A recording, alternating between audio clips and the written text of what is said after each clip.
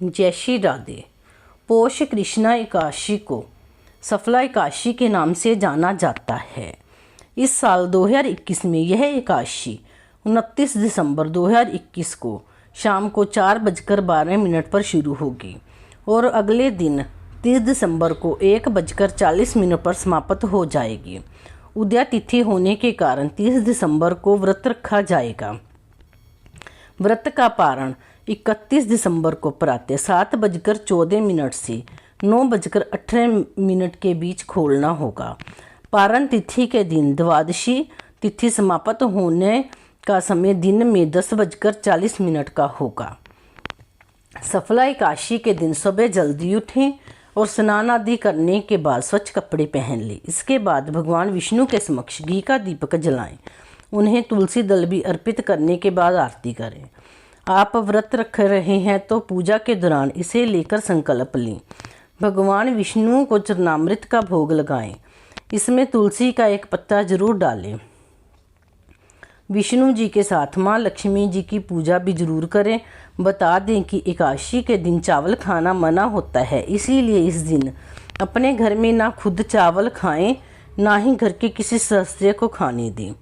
पौष मास के कृष्ण पक्ष की सफला एकादशी अपने नाम की तरह ही हर कार्य में को सफल बनाने वाली मानी गई है।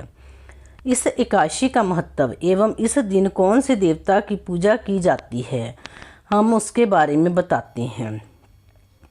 इस एकादशी का नाम सफला एकादशी है। इस एकादशी के देवता श्री नारायण हैं। हर भक्त को विधि पूर्वक इस व्रत को करना चाहिए। जिस प्रकार नागों में शेषनाग, पक्षियों में गरुड़, सब ग्रहों में चंद्रमा, यज्ञों में अश्वमेध और देवताओं में भगवान विष्णु श्रेष्ठ हैं, उसी तरह सब व्रतों में एकादशी का व्रत श्रेष्ठ है। जो मनुष्य सदैव एकादशी का व्रत करते हैं वे श्रीहरि को परम प्रिय हैं। इस हिंदू पंचांग के अनुसार एकादशी व्रत के लिए दशमी के दिन सिर्फ दिन के वक्त सात्विक आहार करना चाहिए। संध्या काल में दातुन करके पवित्र होना चाहिए। रात्रि के समय भोजन नहीं करना चाहिए। भगवान के स्वरूप का स्मरण करते हुए सोना चाहिए। एकादशी के दिन सुबह स्नान करके संकल्प करना चाहिए और व्रत रखना चाहिए। श्री विष्णु पूजन के लिए ऋतु के अनुकूल फल, नारियल, नींबू, निवेद्य आदि 16 वस्तुओं का संग्रह करें। इस सामग्री से श्री विष्णु की पूजा करें। दिन में भगवान विष्णु की पूजा करनी चाहिए। पूजा में धूप, दीप एवं नाना प्रकार की सामग्रियों से विष्णु जी को प्रसन्न करना चाहिए। रात्रि के समय श्री हरि के नाम से दीपदान करना चाहिए और आरती एवं भजन गाते हुए जागरण करें। इस एकादशी को अत्यंत भक्ति और श्रद्धा पूर्वक करना चाहिए। इस एकादशी व्रत के समान यज्ञ, तीर्थ, दान, तप तथा कोई दूसरा व्रत नहीं है। 5000 वर्ष तक तप करने से जो फल मिलता है उससे भी अधिक सफला एकादशी का व्रत करने से मिलता है। जैसा कि नाम से ही विदित है कि सफला एकादशी सफल करने वाली होती है। यदि आपको जीवन के हर कार्य में सफल होना है तो इस एकादशी के दिन विधिवत रूप से शास्त्र सम्मत व्रत रखना चाहिए। यह भी कहा जाता है कि सफला एकादशी व्रत रखने से अश्वमेध यज्ञ का फल प्राप्त होता है। इस दिन नियम पूर्वक व्रत रखने तथा श्री हरि की पूजा करने से सभी मनोकामनाएं पूर्ण होती हैं। श्री हरि के साथ ही देवी लक्ष्मी भी प्रसन्न हो जाती हैं और धन समृद्धि बढ़ती है। इसका व्रत रखने से लंबी आयु तथा अच्छे स्वास्थ्य की भी प्राप्ति होती है। पुराणों के अनुसार जो व्यक्ति एकादशी करता है वह जीवन में कभी भी संकटों से नहीं घिरता और उसके जीवन में धन और समृद्धि बनी रहती है। सफला एकादशी के दिन इन मंत्रों का जाप करना चाहिए। ओम नमो भगवते वासुदेवाय, ओम ह्रीं श्रीं लक्ष्मी वासुदेवाय नमः, ओम नमो नारायण। सफला एकादशी का व्रत रखने से व्यक्ति निरोगी रहता है। राक्षस, भूत, पिशाच आदि योनि से छुटकारा मिलता है। पापों का नाश होता है। संकटों से मुक्ति मिलती है। सर्व कार्य सिद्धि होती है। सौभाग्य प्राप्त होता है। मोक्ष मिलता है। विवाह बाधा समाप्त होती है। धन और समृद्धि आती है। शांति मिलती है। मोह माया और बंधनों से मुक्ति मिलती है। हर प्रकार के मनोरथ पूर्ण होते हैं।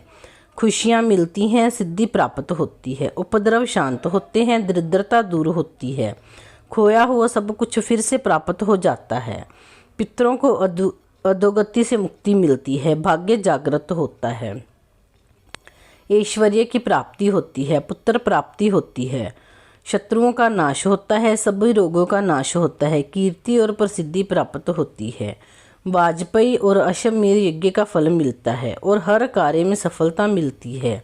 यह साल की अंतिम एकादशी है।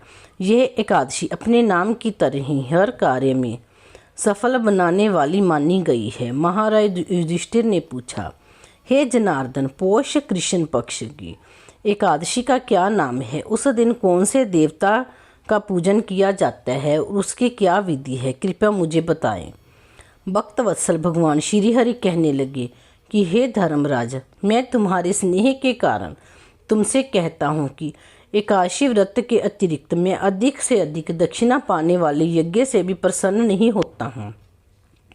अतः इसे अत्यंत भक्ति और श्रद्धा से युक्त होकर करें। हे राजन, द्वादशी युक्त पौष कृष्ण एकादशी का महात्म्य तुम एकाग्र चित्त होकर सुनो। इस एकादशी का नाम सफला एकादशी है।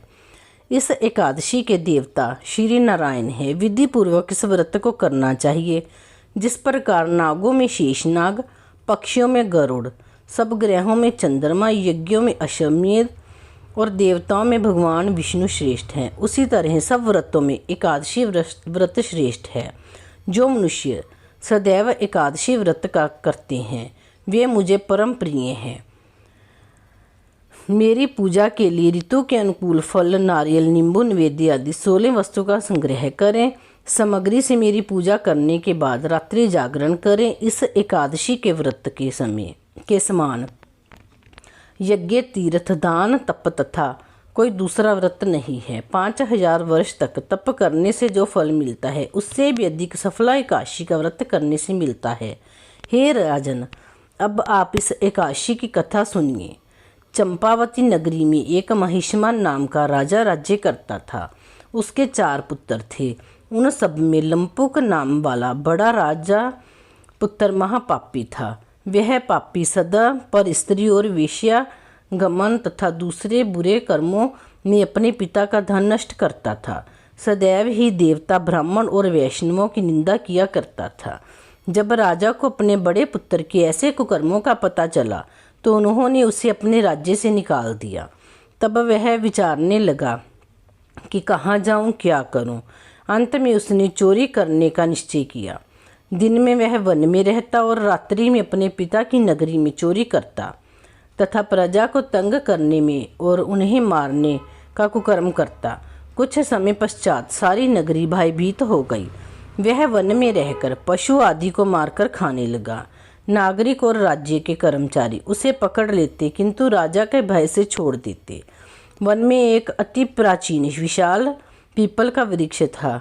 लोग उसकी भगवान के समान पूजा करते थे। उसी वृक्ष के नीचे वह महापापी लंपुक रहा करता था। इस वन को लोग देवताओं की क्रीड़ा स्थली मानते थे। कुछ समय पश्चात पौष कृष्ण पक्ष की दशमी के दिन वह वस्त्रहीन होने के कारण शीत के चलते सारी रात्रि सो नहीं सका। उसके हाथ पैर अकड़ गए। सूर्य उदय होते होते वह मूर्छित हो गया। दूसरे दिन एकादशी के मध्याह्न के समय सूर्य की गर्मी पाकर उसकी मूर्छा दूर हुई। गिरता पड़ता वह भोजन की तलाश में निकला।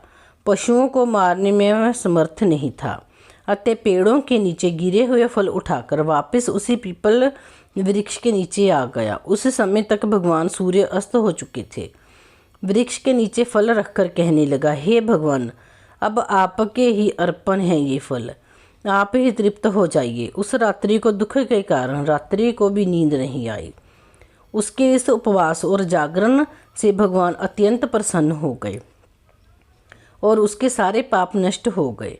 दूसरे दिन प्रातः एक अति सुंदर घोड़ा अनेक सुंदर वस्तुओं से सजा हुआ उसके सामने आकर खड़ा हो गया। उसी समय आकाशवाणी हुई कि हे राजपुत्र, श्री नारायण की कृपा से तेरे सब पाप नष्ट हो गए हैं। अब तू अपने पिता के पास जाकर राज्य प्राप्त कर। ऐसी वाणी सुनकर वह अत्यंत प्रसन्न हुआ और दिव्य वस्त्र धारण करके भगवान आपकी जय हो, ऐसा कहकर अपने पिता के पास गया। उसके पिता ने प्रसन्न होकर उसे समस्त राज्य का भार सौंप दिया और वन का रास्ता लिया। अब लंपू के शास्त्र अनुसार राज्य करने लगा। उसके स्त्री पुत्र आदि सारा कुटुंब भगवान श्री नारायण का परम भक्त हो गया। वृद्ध होने पर वह भी अपने पुत्र को राज्य का भार सौंपकर वन में तपस्या करने चला गया और अंत समय में वैकुंठ को प्राप्त हुआ। अतः जो मनुष्य इस परम पवित्र सफला एकादशी का व्रत करता है उसे अंत में मुक्ति मिलती है। जो नहीं करते वे पूंछ और सींगों से रहित पशुओं के समान है। इस सफला एकादशी के महात्म्य को पढ़ने से अथवा श्रवण करने से मनुष्य को अश्वमेध यज्ञ का फल मिलता है। बोलो एकादशी महारानी की जय। श्री विष्णु भगवान की जय। श्री कृष्ण गोविंद हरे मुरारे, हे नाथ नारायण वासुदेवा। श्री कृष्ण गोविंद हरे मुरारे, हे नाथ नारायण वासुदेवा। श्री कृष्ण गोविंद हरे मुरारे, हे नाथ नारायण वासुदेवा। हे नाथ नारायण वासुदेवा, हे नाथ नारायण वासुदेवा। बोलो भगवान श्री कृष्ण की जय।